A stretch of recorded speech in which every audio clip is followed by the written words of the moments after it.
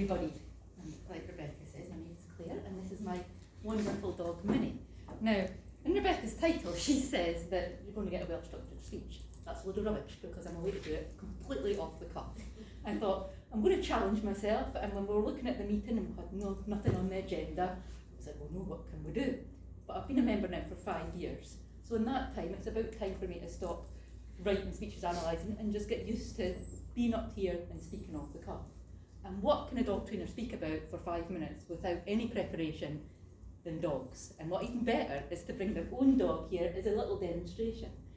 So, here's the story of Minnie. Now, I know not everybody likes dogs, but dogs are a big part of society. So I'm hoping that even if you don't like a dog, that you'll get some tips and hints of how to interact with other dogs or to speak with dog owners. Because the worst thing that you could say to somebody like me is, I don't like dogs. I had a nurse once that said that when I was getting an intimate exam that all women have to go through, and she said that, and that was the end of the conversation for the rest of that exam. I didn't know what to say to that. It's like saying, I don't like your children. So there, to start off with, is Minnie, and I thought I'd give you some background on Minnie, and that might be applicable to all dogs, and if you've got dogs yourself, it might give you some tips on what to do with them. So Minnie came into my life 18 months ago. Like I said, I am a dog trainer, and I was training her. She came from a family with 3 boys under 5. Now, I don't know if anybody knows boys under 5, but they're chaos. And even more chaos than that, they were living in a poorer area of Dundee where they've got the intercom. Over here. Good girl. Where they've got the intercom, where you press the buzzer. Now that was broken, and I could hear everything that was going on into their flat. It was a bizarre situation, because I could hear the woman screaming at her partner, we've got the dog trainer coming up and effing and binding and blah, blah, blah. And that's just how they chose to communicate. And so when it went up, I already knew what I was going to expect. I was going to see dogs climbing the walls with just, with that energy in the house that goes on to a dog, and especially one called Minnie. And the training didn't work out, but I ended up taking Minnie home with me eventually, which was the best thing in the world.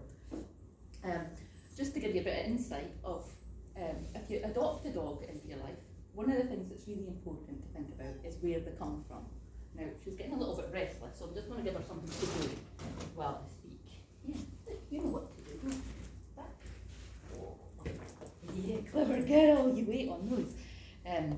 Now, a dog's background is really important to give you an insight as what they're going to be like, just like with people.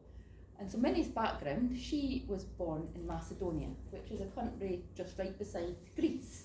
And she was in a hoarding situation, so the person had a lot of dogs. So she didn't have a lot of human one-to-one time, but she's got great dog skills. And then she was brought over to Britain and placed in this family with the 3 young boys, and it was all chaos. So when Minnie came to us, she was very overexcited. The second you would walk out the flat, she'd be like, ah, life, ah. Can't calm down a second.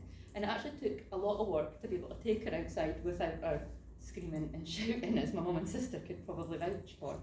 The next thing you've got to think about if you've got a dog is the breed. So Minnie is Beagle and Terrier. So her mum was a Beagle and her dad was probably some kind of Terrier. And breed is really important if you're thinking about dogs, because you've got the dogs that are bred to work. So like a Beagle is bred to chase prey across the countryside, be really energetic and vocal, and that's what's in their breeding. A Terrier is bred to go down into rat holes and kill as many terriers as they can, many rats as they can really quickly. So very high drive dog. Whereas if you go to somebody and they've got something like a Lhasa Apso or a little lap dog, they might have less of a prey drive and be more calm and less into everything. They're not real trees, sweetheart. Minnie here. So we've got Minnie, who's come from a really energetic situation. She's half Beagle, a drivey dog, half Terrier, a drivey dog. So I've now got this dog on my hands, and I've got to think, what on earth did I do with her? Because if you've got a dog that's got a lot of energy and a lot of intelligence, they need a job to do. Now, the first thing that we did was to do training. So training is it's a lot of fun, actually, if you get into training. Training involves working the brain, using little treats like that, a trainer like me anyway, and you go get that, go find it. And first of all, you're just getting into the instincts of the dog. Now, dogs love to chase things, so the first thing to teach a dog really is to chase. chase a treat. Because you're telling them, if I say to Minnie, chase, she knows I'm away to throw a treat. She gets to run after a treat, grab it, eat it, and she also gets the anticipation of when I say chase, she can go get the treat. So that's one way to really get into a doggie's psyche and get them really motivated to go, oh, you're actually worthwhile listening to because you're a lot of fun. And from that, you can build on so many different behaviours. So this is useful for the dog, chase. Good girl. And then you can work on things that are useful for humans. So when you take a dog out, you want them to walk by your side. You teach them to walk by your side by telling them where you want them to be. Come on here. Yes. Well, not on your seat. But yeah, so you can teach them all the different behaviours you want, like walk. Yeah, come on. That's a good girl, well done. Yes, good. Yes. Just by motivating them, by thinking about what it is they love to do,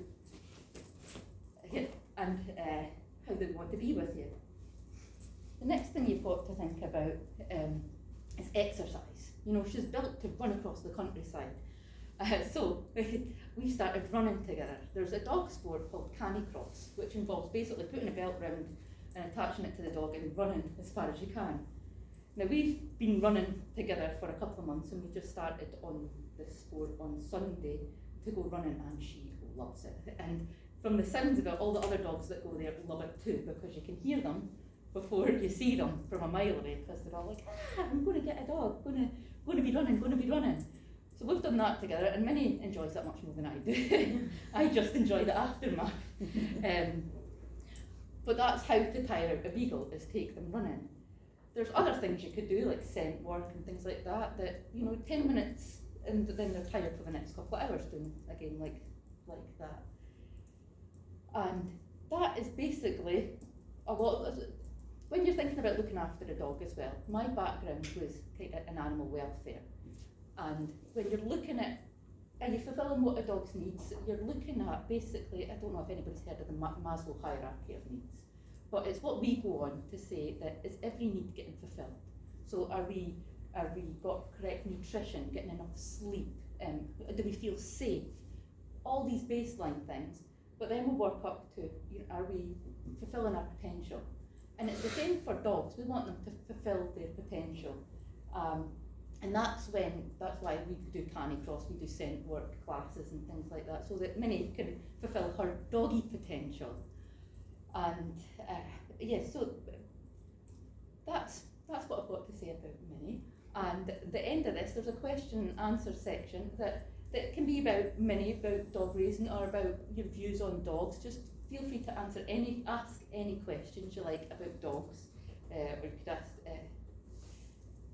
or anything that's come up for you today, and hopefully I will be able to answer them for you. And if I could ask Brian, this part is supposed to go on for no more than 15 minutes, the talk. So if you could give me a signal, when it's about 19 minutes, would you give me a signal for green? Thank you. So if any questions? What's your favourite thing about being a dog trainer? Favourite thing about being a dog trainer is the continual growth, I think. It's not ending. You just go more and more and more and more into the fine details. I used to hate the human aspect of it, but the more that I work with people, the more I actually I understand them as well. They've got to where they are because of their past and their genetics, just like dogs have got to where they are because of their past. And so I'm much more understanding of that, although it's the hardest aspect. But that's a good question, I like that. Yeah, I think it is the variety as well. I mean, scent work, even in scent work alone, you can get them searching for keys, for bodies, for drugs, for lots of different things, any smell at all. Or, like I say, we've done running with my other dog, Kipper. We did agility and fly ball, so there's so much. If you're someone like me who likes different hobbies, then yeah, you've got a hobby for life just with dogs. Thanks.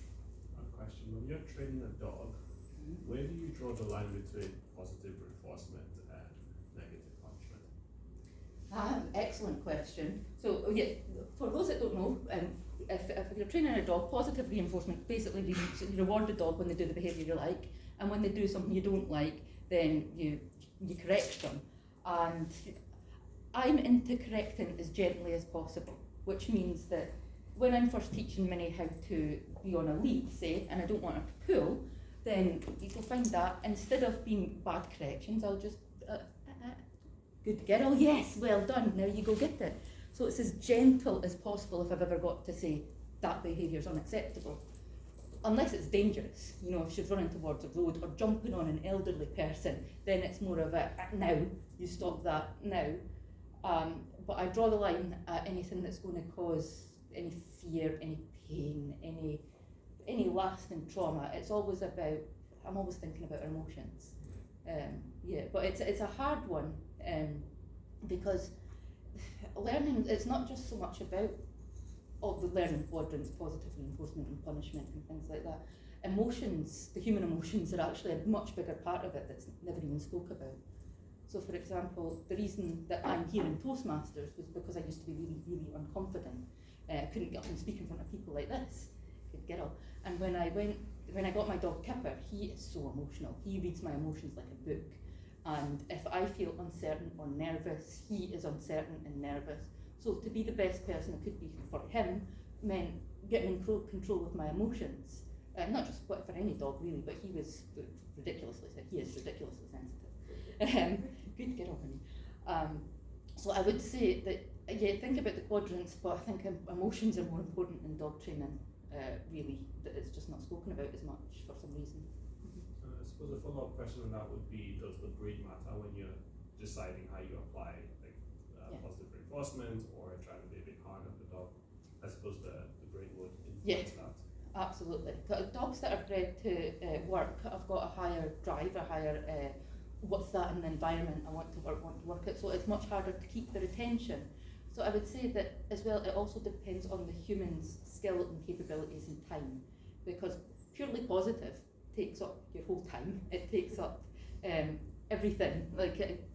If you want to be positive always, then it requires a lot of planning, and you get a lot very stressed when things go wrong with that. Whereas if you're more of, well, this is what I do when things go wrong, and you're much more confident and sure of yourself, and the dogs could read that.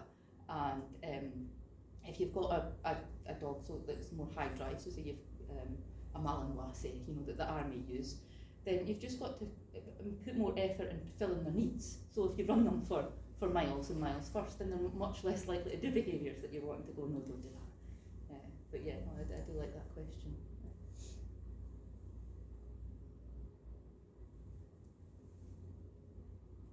So a question that often comes up as well is, like, what do you feed your dog? Because that's a contentious issue. Anything in dog training or dogs is contentious. The food, what you do, what you say, it's all controversial when you get dog trainers are weird. But one of the things is food, and the first thing, if anybody comes to me, I'm looking at is the dog's food, because just like with us, if you put in crap behaviour comes out, and a lot of dog food is crap. If you've got a dog, the best website to go on is all about dog food, because it tells you the nutritional ratings, and it's a fairly accurate representation. But so dog food is something to look at if you've got a dog that's got badly behaved, any behaviour problems. That's something that I learned with my dog Kipper. He had something called parvovirus as a puppy, and that affects their gut, and so he could really be put off